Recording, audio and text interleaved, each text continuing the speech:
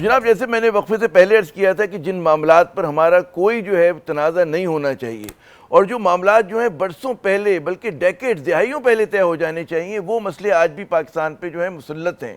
اسی میں آپ دیکھیں ایک بڑا سادہ سا مسئلہ ہے، اسکول کی رجسٹریشن ہوتی ہے کوئی مسئلہ نہیں ہوتا، کالج کی ہوتی ہے، مدارس کی رجسٹریشن پہ کیوں جو ہے اتنا زیادہ تنازع کھڑا ہوا ہے؟ اور یہ سمجھ میں نہیں آتا کہ جو معاملہ بظاہر پی ٹی آئی کے دور حکومت میں طے ہو گیا تھا وہ دوبارہ سے کیوں زندہ ہو کر سامنے آ گیا؟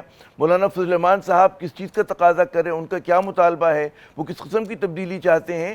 اور حکومت جو ہے اس پہ بھی بڑی تنقید بنتی کہ حکومت نے یہ کیا کہ ان سے وعدہ کیا، انہوں نے پارلیمنٹ میں، سینٹ میں، قومی اسمبلی میں بل پاس کیے، اور آپ سوچیں کیونکہ جلد بازی میں 33 بل اکٹھے پاس ہو رہے تھے تو جناب ان کو پتہ ہی نہیں کہ ہم نے کیا کر دیا ہے۔ تو بعد میں جب پتہ چلا کہ جی ایف اے ٹی ایف کا مسئلہ ہو سکتا ہے، دیگر مسائل ہو سکتے ہیں، تو حکومت اپنے موقف سے پیچھے ہٹی۔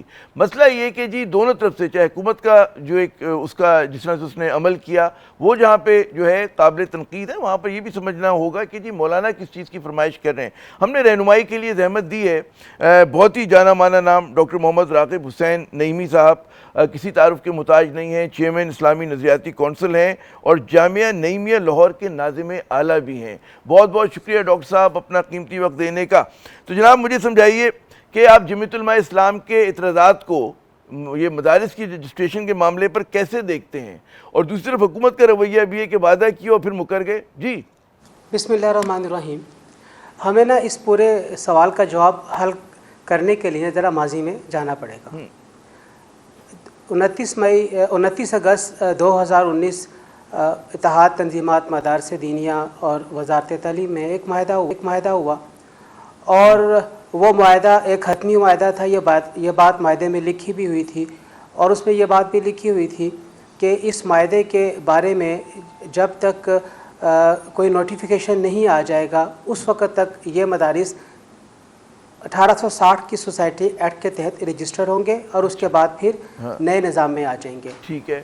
اکتوبر 2019 میں ڈی جی آر ای کا نوٹیفیکیشن ہو گیا، اور ڈی جی آر ای اسلام آباد میں مرکزی دفتر قائم ہوا، اور 16 ریجنل کیمپسز پورے پاکستان میں قائم ہوئے، ہر صوبے میں 3 آزاد کشمیر میں 2 اور گلگت بلتستان کے اندر بھی 2۔ اس طریقے سے 16 جو مراکز تھے مدارس کو رجسٹریشن کرنے کے وہ قائم ہو گئے۔ لیکن دریں اثنا اتحاد تنظیمات مدارس دینیہ اور وزارت تعلیم کا جو نیا جو ایک پورا کا پورا سیٹ اپ تھا اس کے درمیان میں لاک آ گئے، اور یہ بات ذہن میں رہے کہ بزنس آف رولز 1973 میں تبدیلی کرتے ہوئے وزارت تعلیم، وفاقی وزارت تعلیم کی جو فہرست تھی کاموں کی، اس میں 33 نمبر کے اوپر دینی مدارس کی رجسٹریشن اور معاملات کو بھی شامل کر دیا گیا تھا۔ درست۔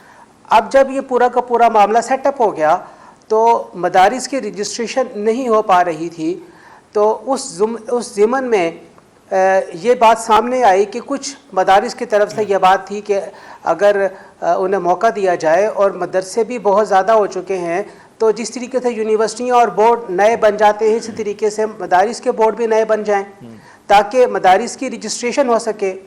کسی نے 10 نئے بورڈز کا قیام عمل میں لایا، اور اس کے نتیجے میں ہم نے دیکھا کہ ابھی 2024 کے اس مہینے دسمبر تک کم و بیش 14,000 کے قریب مدرسے وہ نئے 10 بورڈز کے تحت رجسٹر ہو چکے ہیں۔ اب معاملہ یہ ہے کہ جو پچھلے 5 بورڈ ہیں جو اتحاد تنظیمات مدارس پاکستان کہلاتے ہیں، ان کی طرف سے یہ بات دیکھنے اور سننے میں ملی کہ وہ اس سے پہلے پی ڈی ایم کی گورنمنٹ میں بھی، اور اس کے ساتھ ساتھ ابھی 26ویں آئینی ترمیم کے ذیل میں 1860 کی سوسائٹی ایکٹ میں دفعہ نمبر 21 میں ترمیم کروانا چاہتے ہیں، اور اس ترمیم کے مطابق پاکستان میں جتنے بھی مدرسے ہوں گے وہ صرف اور صرف سوسائٹی ایکٹ کے تحت ہی رجسٹر ہوں گے۔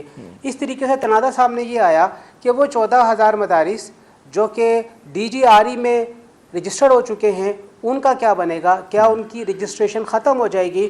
کیا انہیں اس نئے ترمیمی مسودہ قانون اگر پاس ہو جاتا ہے، دستخط ہو جاتے ہیں، تو کیا اس کے مطابق انہیں دوبارہ سے اپنی رجسٹریشن کروانی پڑے گی؟